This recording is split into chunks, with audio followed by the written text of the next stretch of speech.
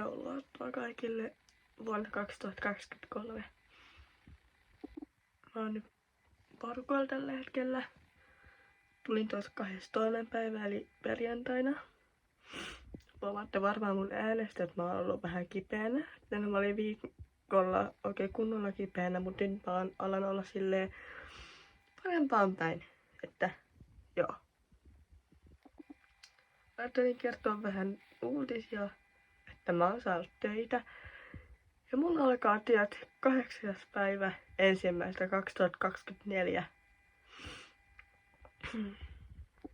Ja muuten ihmettelee, että miksi mä oon vessassa, niin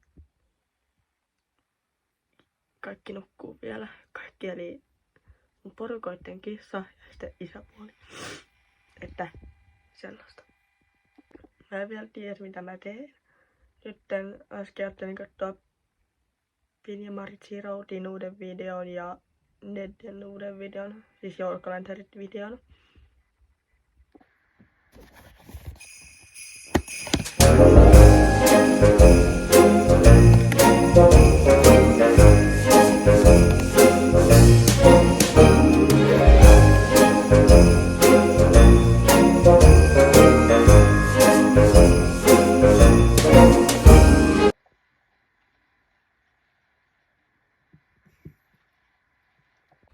Mä sain taas meikattua ja mä ajattelin seuraavaksi pukea vaatteet päälle ja että sellaista.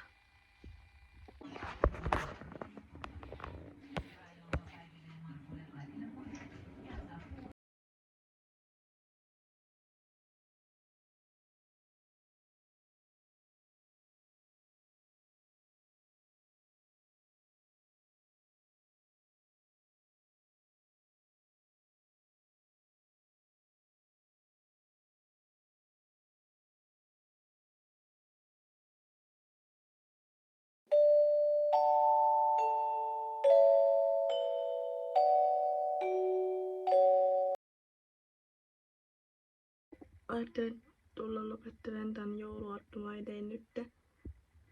Elikkäs siis me nähdään sitten seuraavassa videossa, joka on joululahjojen esittelyvideo. Siis heippa ja hyvää yötä!